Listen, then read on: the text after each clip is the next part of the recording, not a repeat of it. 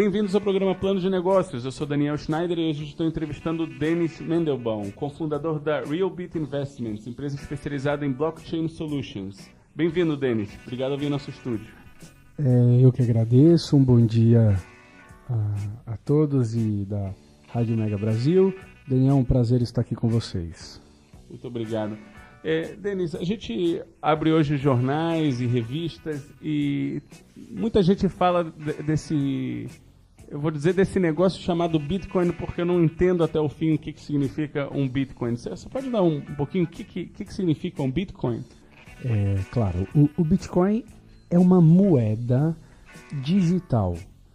Hoje o dinheiro ele é praticamente digital, porque quando a gente acessa o nosso extrato bancário e aí a gente tem um número lá, não necessariamente a gente tem esse dinheiro no papel. Hoje as transações são digitais. E o Bitcoin ele veio a confirmar isso, mas de uma forma descentralizada. É um ativo digital que não possui um banco central envolvido nas transações. Então, como nasce esse Bitcoin? Como eu compro um Bitcoin? Como eu vendo Bitcoin? Como eu faço alguma transação com um Bitcoin? Se eu vou no banco, eu consigo tirar no caixa o dinheiro. Então, como é o processo paralelo no mundo do Bitcoin?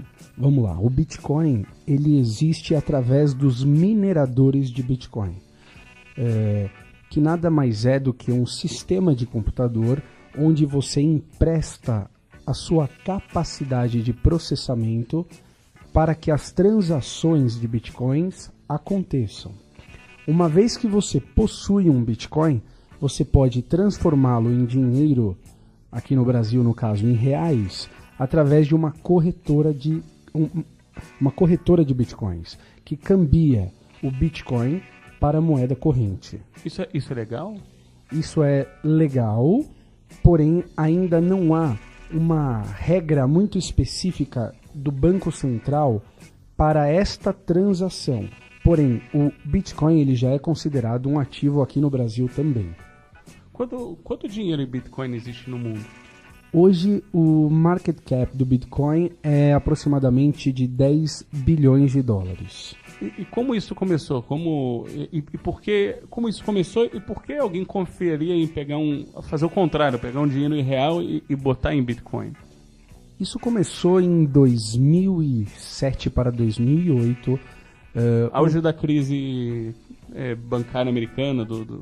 Um codinome Satoshi Nakamoto, que ninguém sabe a existência real desse nome, criou um programa de computador chamado blockchain. E o Bitcoin ele já tem regras no sistema sabidas, porque ele foi elaborado, ninguém sabe por quem e para qual finalidade. O que nós sabemos que a ideia do Bitcoin era descentralizar a moeda dos bancos centrais.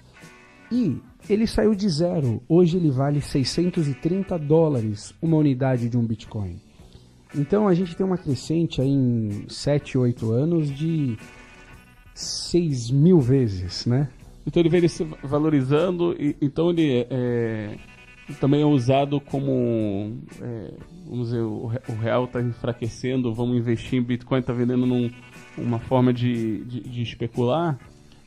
Com certeza, ele é muito usado para especular, mas também ele é muito usado para você proteger o seu patrimônio, uma vez que não há banco envolvido. Você detém o poder da guarda desse ativo, você não depende de terceiros. Mas como eu guardo mil bitcoins? Onde fica guardado isso? Você tem algumas maneiras de guardar o Bitcoin. Você pode acessar uma corretora que ela vai te fornecer um endereço de uma carteira Bitcoin. O processo é bem parecido como uma conta de e-mail. É muito simples o envio e o recebimento de Bitcoins. Como você também pode guardar simplesmente numa pendrive ou no seu HD do seu computador e você não fica à mercê de nenhuma instituição. nem de uma corretora, se você quiser, você é dono sozinho do seu Bitcoin. Porque, na verdade, é um programa de computador. Então, eu gostei da ideia que você deu do pendrive. Eu tenho no pendrive um arquivo e aquele arquivo explica quanto dinheiro eu tenho em Bitcoin? Ele, na verdade, é uma chave de segurança que você detém para você usar a sua carteira, e ali você tem a quantidade numérica desses Bitcoins que você tem. Eu entendo que é o valor nominal, porque o valor real dele está oscilando conforme alguma demanda e procura? Sim, é o valor nominal, o valor real dele é através da oferta e procura. Ele já é cotado na Bolsa de Nova York, e no Brasil também a gente tem alguns sites de referência do mercado. Tipo a Bloomberg, você pode saber quando vale um Bitcoin na Bloomberg? Sim, você consegue saber já Fantástico.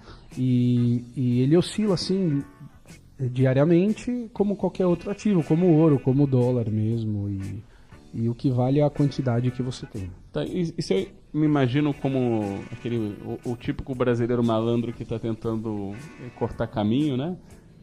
Então, se eu tenho essa chave, por que não posso multiplicar isso em 10 pendrives, dá para 10 pessoas e tentar inventar dinheiro dessa forma? Essa é a grande inovação dessa tecnologia blockchain, que ele veio a resolver um problema chamado de Double Spending Problem, que nada mais é do que um e-mail. Se eu mando um e-mail para você, você pode copiar outras pessoas e enviar esse mesmo arquivo para outras pessoas. No blockchain, não. Uma vez que eu possuo essa chave e eu transferir para você, eu não tenho mais essa cópia. Passa a ser você o único detentor dessa chave. É como se eu estivesse fazendo uma transferência de algo físico dentro da internet. Esse é o grande lance. Não tenho certeza que eu entendi. Se eu tenho, vamos dizer que a chave é um número, né? Um número extenso, binário, etc. Mas é um número. Eu posso, em tese, copiar ele, passar para outra pessoa e aí o que acontece? Ele existe duas vezes ou isso é impossível? É impossível. Uma vez que eu passo para você, só você tem. Não dá para fazer um Ctrl+C, um Ctrl+V. E os blocos, o sistema ele confirma essa transação a cada período, algumas vezes ao longo do dia. Uma vez confirmada uma transação, ela é imutável. Entendi. Então, então não dá para fazer, tentar burlar o sistema. Como uma pessoa leiga que não entende como funciona essa tecnologia vai confiar nela? Olha, é uma tecnologia muito nova, apesar de já existir há aproximadamente 8 anos. Ela começou no Brasil a ser falada no último ano de 2015 e agora ela é bastante falada. A mídia toda fala sobre Bitcoin, blockchain, e nós acreditamos que é um processo para que o público ganhe confiança nesse ativo, mas nós que estamos envolvidos nessa tecnologia sabemos que não há nada mais confiável no mundo hoje do que o Bitcoin. Mas, por exemplo, a gente sabe que, né, hackers conseguem hackear a Yahoo e tirar de lá milhões de e-mails. Eu acredito que a Yahoo tem uma bela equipe de segurança, e a LinkedIn foi hackeada, a Sony foi hackeada. Então, quem me dá a segurança que o Bitcoin não vai ser hackeado e vão roubar meu dinheiro? Vamos lá. Nós temos que separar duas coisas. Uma coisa é hackear o sistema Bitcoin, outra coisa é hackear a conta que você guarda, armazena o seu Bitcoin. Essa segunda é possível, como um assalto físico. Você pode ter um segurança em algum lugar e você ser assaltado mesmo assim. Então, no momento que você guarda o seu Bitcoin... Você roubou meu pendrive fisicamente. Se eu roubei o seu pendrive fisicamente, você perdeu esse dinheiro. Ou até se eu, pela internet, acessei a conta da sua corretora e hackeei essa corretora, eu vou roubar o seu Bitcoin. Isso é uma, mas o sistema blockchain... Ele é defendido com alguma senha? Se ele obteve o pendrive, o acesso da conta de e-mail, entre aspas, ele literalmente pode usar esse dinheiro ou ele vai ainda ter que descobrir uma senha para ter acesso? Uma vez que ele tiver o acesso com essa chave, que é o que na verdade está armazenando o Bitcoin, ele tem total acesso e ele consegue usar. Ok, então tá claro que você tem uma situação que é roubar o dinheiro Bitcoin, né? Que ele está armazenado em algum lugar físico e ele pode ser roubado. E aí você falou que tem que ser distinto entre isso e o sistema, correto? Exato. A plataforma. A plataforma em si,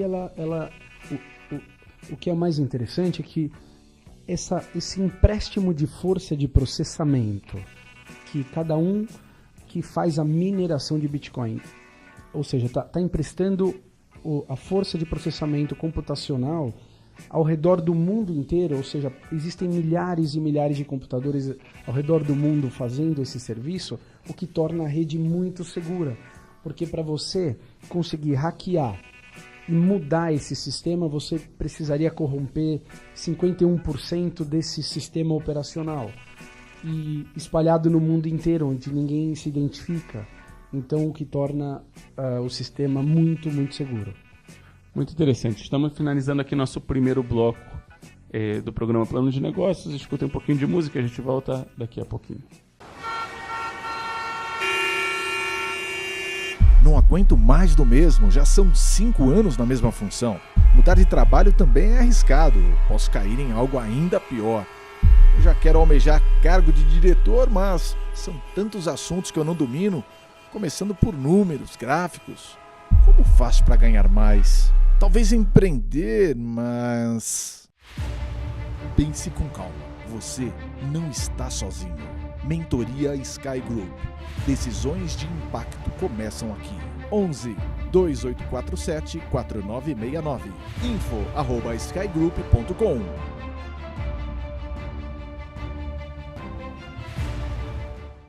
Estamos de volta ao programa Plano de Negócios. Estou hoje entrevistando Denis Mendelbaum. Ele é cofundador da Realbit Investments, empresa especializada em blockchain solutions.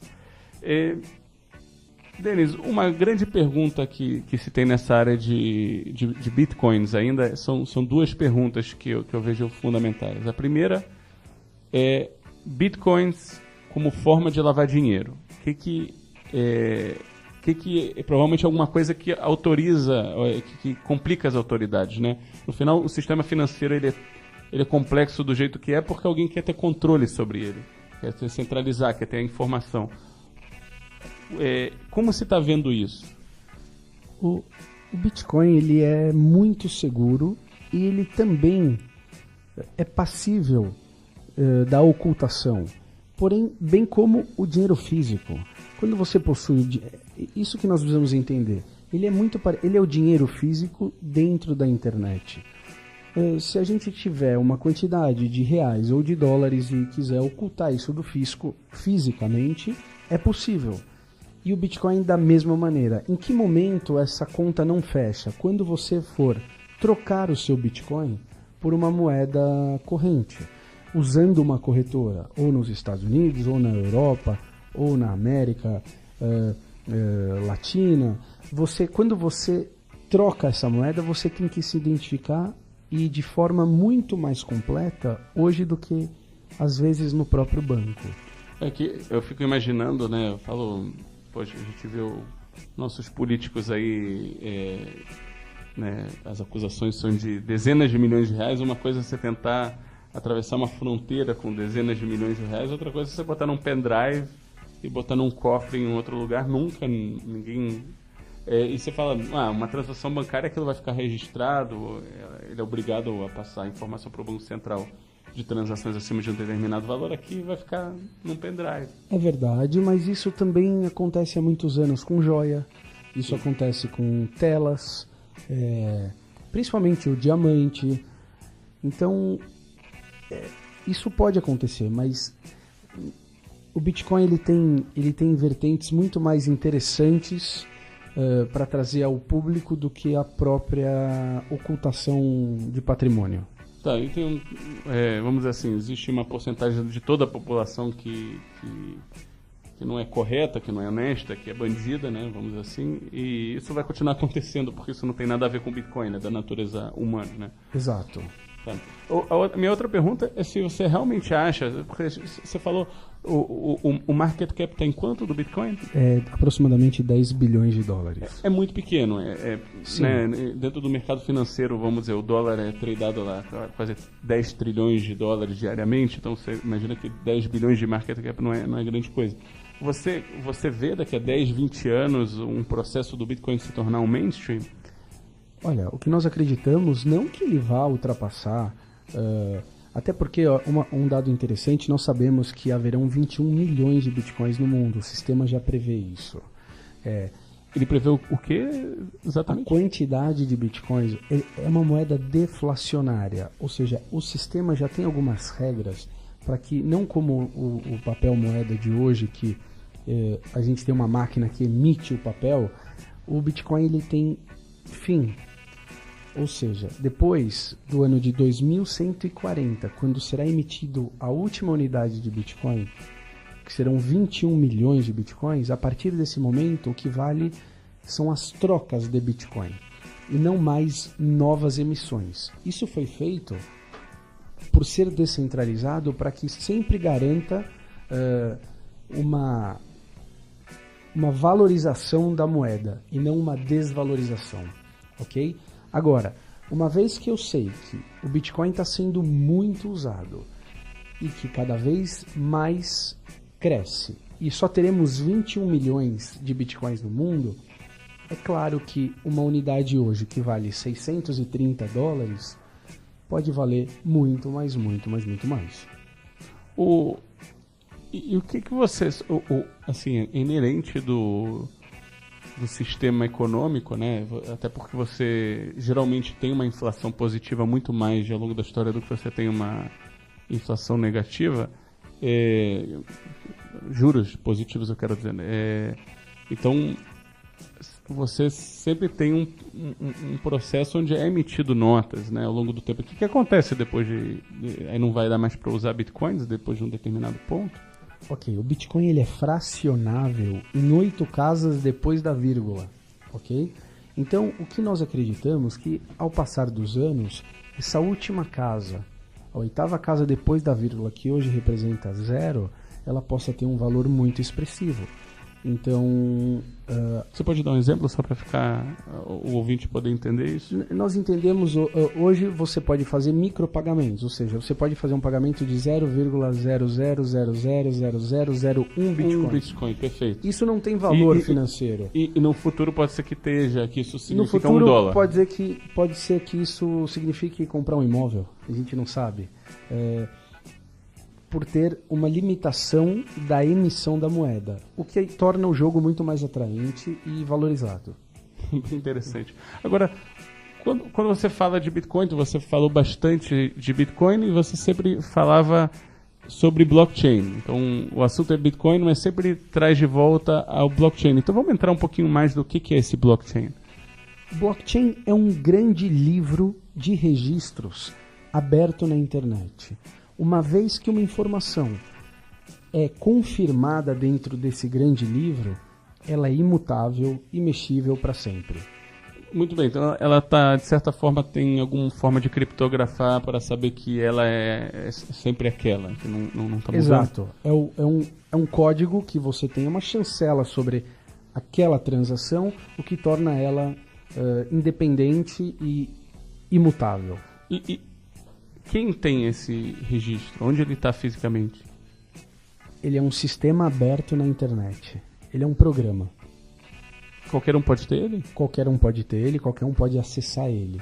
Ele é totalmente liberado ao público e você não consegue saber. A única diferença é que você não consegue identificar o nome de quem é dono daquela transação. Mas você pode acessar essa transação a qualquer momento. Saber que numa determinada hora teve uma transação entre, vamos dizer, você e eu, né? Entre o código A e B. Entre código A e B. Um dono que era um número para o outro dono que era um outro número. Exato. E naquela informação houve uma transação de 0,10 bitcoins, ou de 1 bitcoin, ou de qualquer valor. E como um computador sabe da existência do outro nessa rede? através do software que eles se falam. Quando você quer se tornar um minerador, qualquer pessoa pode ser um minerador de Bitcoin. Basta baixar um software e esse software ele é interligado com a rede Bitcoin.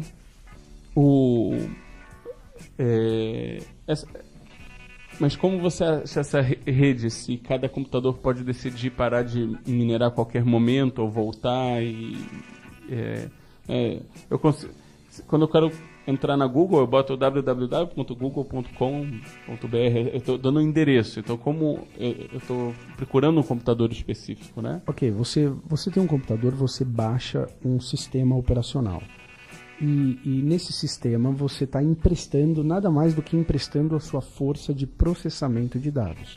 Se eu quiser desligar, eu posso desligar. Porém, no mundo inteiro há milhões de computadores emprestando a sua força de processamento e confirmando essas transações.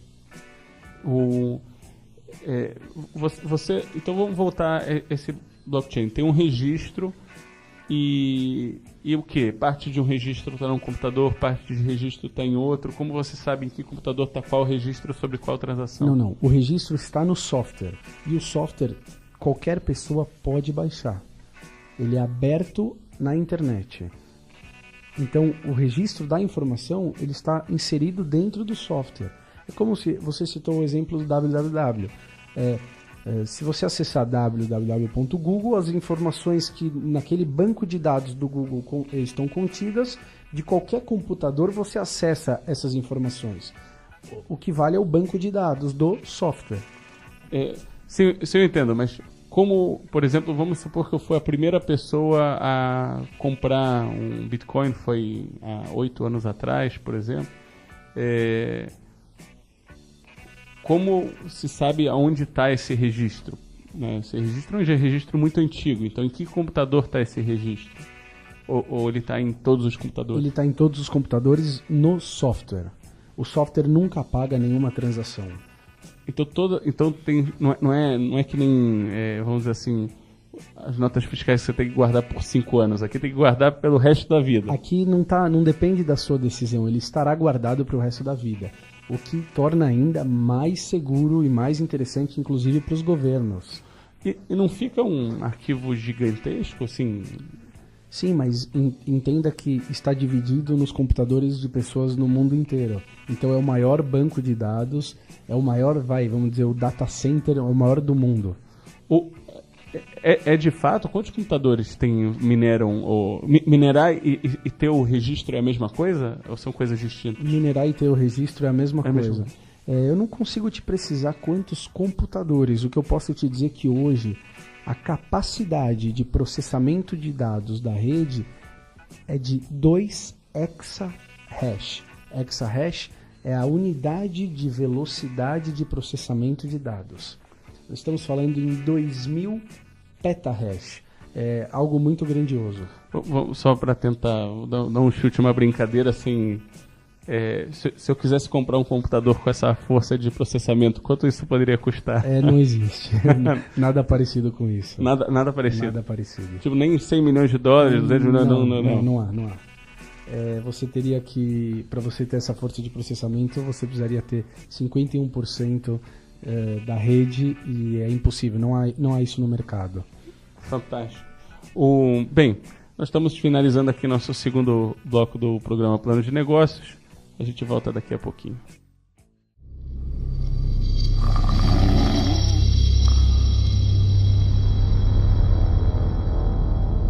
Como eu vou pagar todas essas dívidas? Se os fornecedores pararem de me entregar a matéria-prima, vai ser o fim? O que vai ser de todos esses processos na justiça? O concorrente está vendendo abaixo do preço do meu custo. Malditos! Vou acabar perdendo os meus melhores clientes?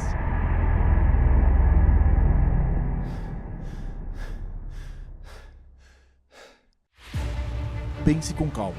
Você não está sozinho. Conselho Consultivo Sky Group.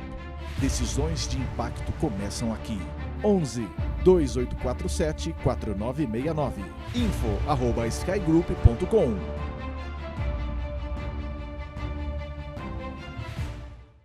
Voltamos ao programa Plano de Negócios. Estou entrevistando Denis Mandelbaum, é cofundador da Realbit Investment, empresa especializada em blockchain solutions. Denis, agora um pouquinho sobre por que vocês decidiram criar uma empresa em volta da blockchain solutions. Por quê? Da onde veio essa decisão? Como começou? Porque é uma tecnologia muito, muito inovadora, não é muitas empresas que conhecem. O que vocês estão vendo de oportunidade? O que levou vocês a esse momento? Olha, nós vislumbramos uma oportunidade de obter lucros através desse sistema, porque uma vez que você parte da crença que esse vai ser o sistema mais utilizado do mundo para transações financeiras, e você, na verdade, está fazendo o papel do Banco Central, emprestando a sua força computacional para que essas transações sejam possíveis, e para isso você é remunerado em Bitcoin. Como? Vamos lá. O sistema ele é muito interessante. Você bota seu computador, você está gastando energia elétrica, você comprou um poder de processamento, isso custou. Por que você vai se tornar um minerador? Onde você vai ganhar realmente dinheiro com isso? Se você for eficiente, ou seja, se o valor do computador for acessível, o custo de energia que ele gera contemplar a despesa for menor do que a receita, um Bitcoin hoje ele vale $630. Se para buscar esse um Bitcoin você gastar menos de $630, você tem lucro. Esse é o grande jogo da mineração. Mas quanto ganha um minerador? Agora eu estou escutando pessoas que estão falando, eu quero me tornar um minerador. Qual é what's in it for them, né? O que tem lá? O processo de mineração, ele é chamado de mineração através do sistema da corrida do ouro, porque a mineração, você tem duas FIIs. Uma delas é o FII da transação. Uma vez que eu faço uma transação de um Bitcoin, eu envio um Bitcoin para você, eu pago uma FII fixa, que hoje é de 2 cents de dólar, independente do valor da transação. Essa FII, quem recebe é o minerador que conseguiu processar essa informação. A FII número 2, ela provém da emissão dos novos Bitcoins. A cada 10 minutos, o sistema blockchain libera um bloco contendo 12,5 Bitcoins dentro. E aí vira uma corrida de máquinas para conseguir quebrar essa chave, e cada um vai pegar a sua parte desses 12,5 Bitcoins. Uma vez que eu sei quanto me custa para fazer essa corrida e quanto vale um Bitcoin, ora eu posso ganhar dinheiro, ora eu posso perder dinheiro, ora eu posso empatar. É um processo como se estivéssemos falando da Vale do Rio Doce ou da Petrobras explorando o petróleo. É um processo de buscar um ativo que ele já existe. E considerando que o Brasil, você tem uma internet cara e lenta, um sistema de energia caro e muitas vezes instável, né? Pela quantidade de apagões que tem durante o ano, etc. Vale a pena se tornar um minerador no Brasil?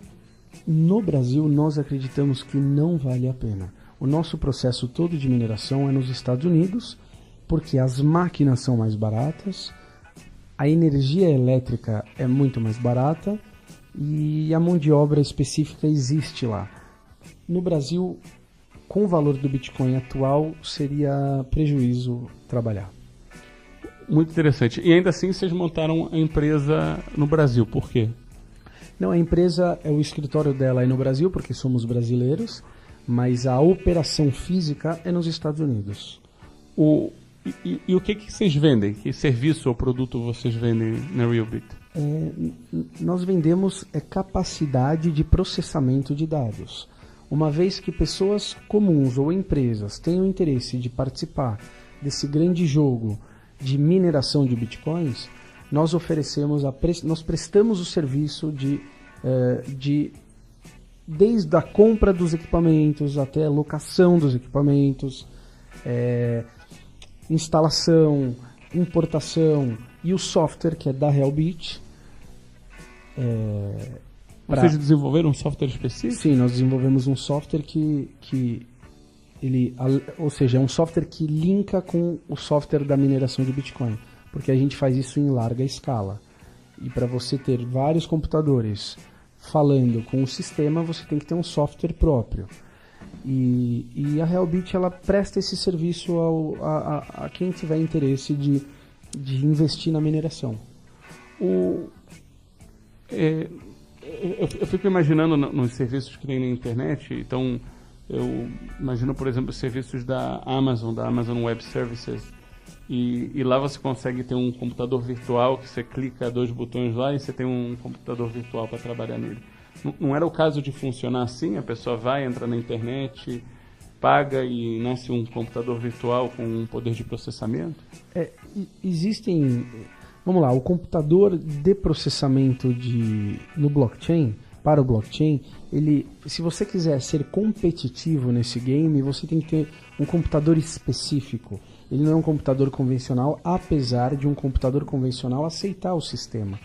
Mas para você ter velocidade de processamento, é um outro tipo de servidor. E a Amazon e as gigantes ainda não entraram na mineração.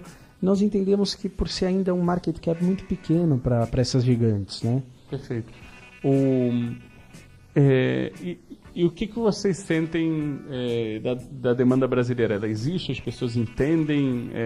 Ainda é só uma coisa curiosa? Nós temos demanda brasileira, sim. Ela existe. O nosso dia a dia é conversando com pessoas interessadas, possíveis investidores ou já investidores da nossa companhia, e a mídia vem trazendo o assunto muito à tona, o que facilita um pouco o entendimento do que ainda é tão difícil para o público em geral entender dessa tecnologia. Então, os bancos brasileiros, os bancos no mundo todo estão à procura dessa tecnologia, porque nós temos a informação também que isso barateia muito o sistema internacional de transações financeiras entre bancos.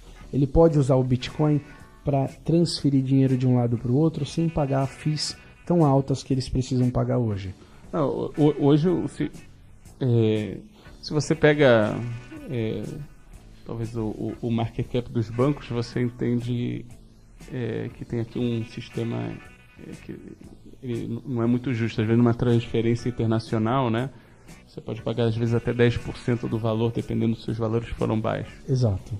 Quanto seria isso numa transação de Bitcoin? Lembra que eu falei que o Bitcoin, qualquer valor, hoje a transação é de 2 cents de dólar, independente se você transferiu $1 ou $1 milhão ou 100 milhões de dólares. Então isso para os bancos é muito interessante, justamente porque diminui muito o custo da operação deles, além do grande interesse de ter um grande bloco gravando todas as informações neles contidas. Mas para que eu preciso do banco? Eu posso te enviar um arquivo de Bitcoin e transferir o valor que eu quero. Para que eu preciso do banco? Exatamente, mas o banco precisa dessa tecnologia para baratear. Você não precisa do banco, mas o banco precisa dessa tecnologia. Sim, até eu vejo não só uma transação custa às vezes horrores. Você está falando 2 cents de dólar, um TED no Brasil custa mais ou menos R$8. Então já custa mais e demora às vezes, dependendo do tipo de transação, de 1 a 3 dias para aparecer como realizada. E aqui, eu entendo, eu posso te mandar um arquivo por WhatsApp e acabou, não? Não por WhatsApp, mas essa transação, exatamente, você não é obrigado nem a pagar a fee do banco, e o tempo em média dessa transação, em média, é de 15 a 40 minutos para ser confirmado o envio de um Bitcoin para um outro código. Eu entendo que quando você fala envio, é literalmente uma troca. Eu estou vendendo um produto e estou... O processo é muito parecido com o envio de um e-mail. Um e-mail você... Inclusive, graficamente, eles se parecem. Quando você acessa uma corretora e você preenche lá, vou enviar quantos Bitcoins? 1. Para quem? Ao invés de colocar alguma coisa, você vai colar o endereço dessa pessoa. Aí ainda você pode fazer alguma descrição por escrito. Faço referência a esse envio de um Bitcoin sobre a compra de um automóvel. apertei em enviar, em 15 minutos você, no máximo 15 a 40 minutos, pode acontecer, quando a rede está um pouco mais lenta, você recebe um aviso e você já é possuidor daquele 1 Bitcoin. Fantástico. Bem, estamos finalizando aqui nosso terceiro bloco, a gente volta daqui a pouquinho.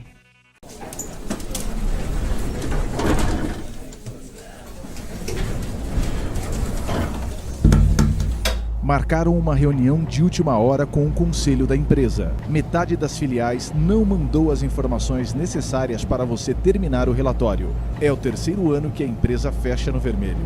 Você chegou a 4 meses com a missão de reverter a situação da sua empresa. 3 profissionais antes de você tentaram e não conseguiram. O conselho quer fechar 2 fábricas. Você vai ter apenas 10 minutos para apresentar e fazer com que mudem de ideia. Pense com calma, haja rápido. Um curso prático para decisões de impacto. Se inscreva hoje, pois o número de vagas é limitado. cursos@skygroup.com ou no telefone 11 2847 4969.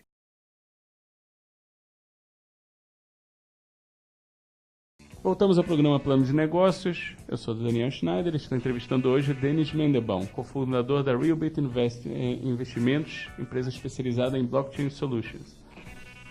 Denis, eu queria entender um pouquinho mais da história, como vocês chegaram a abrir uma empresa especializada em blockchain. Até porque a tecnologia é tão nova, então vocês não mexiam com isso antes. Você fazia alguma outra coisa, você vinha de outra área, e de repente alguma coisa falou, poxa, isso aqui vai ser a tecnologia do futuro.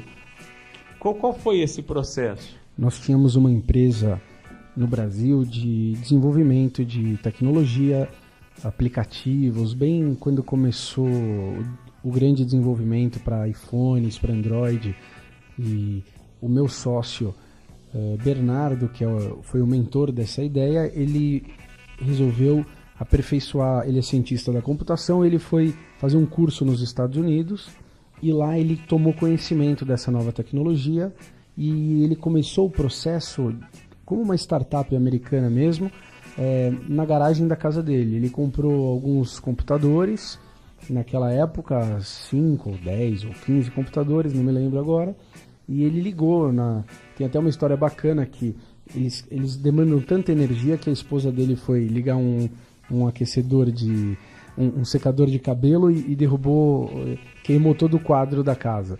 E ele começou a fazer, e ali ele tomou conhecimento e ele começou a fazer o processo dentro da garagem, até que ele descobriu que aquilo era possível dar lucro. Quando ele me contactou aqui no Brasil e nós resolvemos tirar essa startup da garagem e levar ela para uma escala maior. E assim nós começamos a mineração de Bitcoin. E agora, falando da tecnologia blockchain, né? Existem outros aplicativos que se pode usar essa tecnologia além de literalmente moeda? A grande crescente mundial, além da transação financeira, que o mundo todo está olhando, é exatamente esse grande bloco de dados, ok? Esse banco de dados público. O que quer dizer? Que como eu posso registrar uma informação, por que não eu posso usar isso como um grande cartório? Por que eu não posso fazer registro de imóveis no blockchain? Ou por que eu não posso fazer um registro de uma joia, de um certificado de uma joia, no blockchain? Ou seja, qualquer certificação, qualquer registro de informação que você quer perpetuar essa informação, hoje o melhor caminho e o mais promissor é fazer isso dentro do blockchain. Mas o que você está falando é um sonho ou é algo que existe? Não, já existe. Já existem países que utilizam o blockchain. Eu não me recordo agora um que eu li ainda ontem, que já está utilizando como forma de registro de imóveis. Como registro de imóveis. Então os políticos vão proibir isso no Brasil porque vai tirar emprego de muita gente, é isso? Eu acho que está muito acima da decisão política. Uma vez que nada mais é do que a democratização financeira que vem acontecendo de outras formas, né? Através do serviço público de transporte ou do transporte privado, o caso do Uber agora. nada mais é do que a democratização do envio e recebimento de informações, do dinheiro. Então eu acho que isso não vai, com a crescente que vem ocorrendo, não vai ficar na mão do governo. O que aconteceu nos Estados Unidos, quando o governo chegou a cogitar em proibir, ele viu o tamanho que aquilo já estava, ele resolveu regulamentar e colocar as regras. E é o que a gente espera no mundo inteiro que isso aconteça. Então, vamos pegar esse caso do registro de imóveis. Como é feito? O que está sendo feito de fato? De fato, eu posso fazer um envio de 0,000001 bitcoins, que não tem representação financeira nenhuma, simplesmente para gravar uma informação.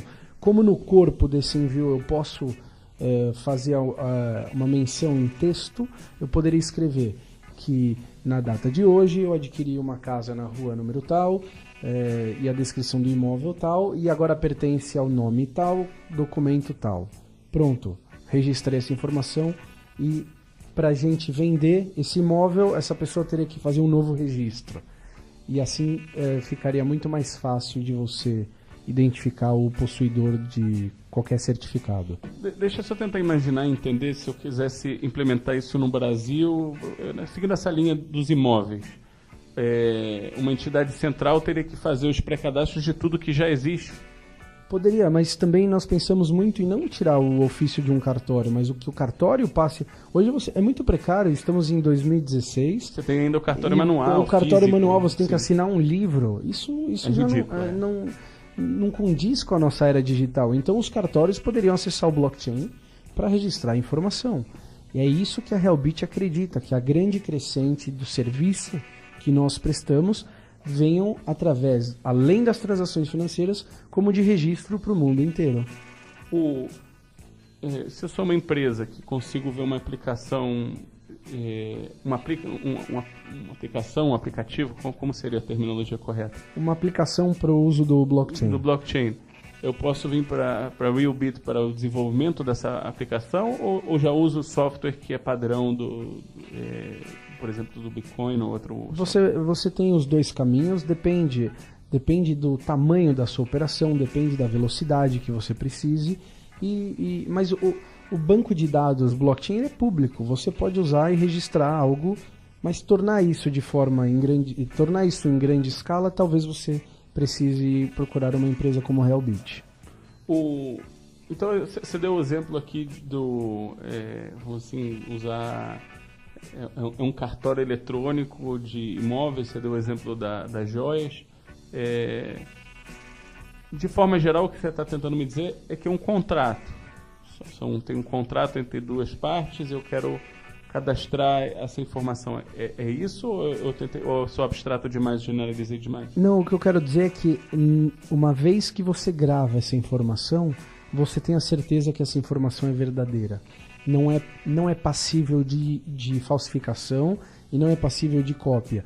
Então, nada mais é do que um livro de registro garantido que o que está ali foi colocado ali como verdade. Tem mais alguma coisa que me falta nesse entendimento, que é o seguinte: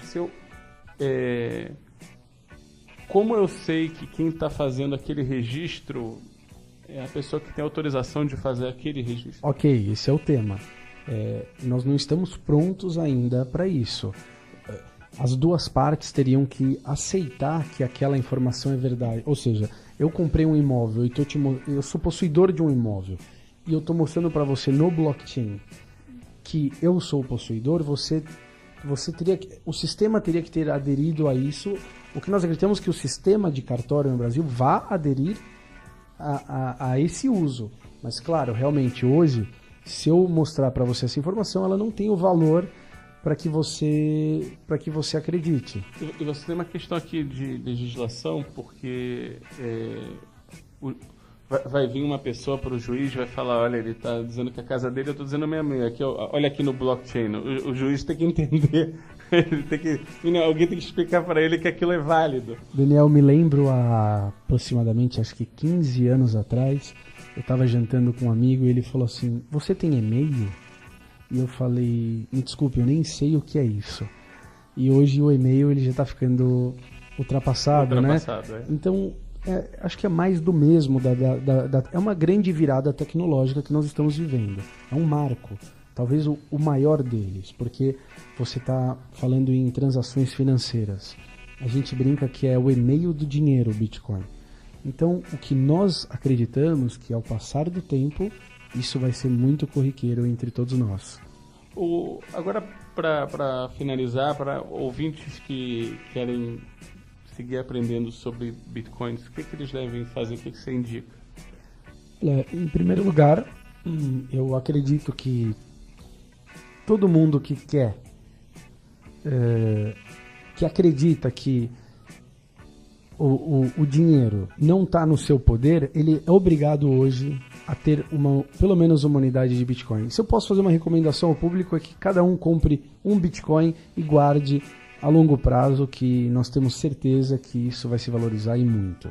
Muito interessante. Queria agradecer muito você ter vindo aqui no nosso estúdio, foi uma entrevista interessantíssima. Eu que agradeço. E para vocês ouvintes que têm perguntas para o Denis, podem enviar suas perguntas para produção.planodenegócios@megabrasil.com.br e nós estaremos felizes de trazer o Denis aqui de volta para responder suas perguntas. Até semana que vem.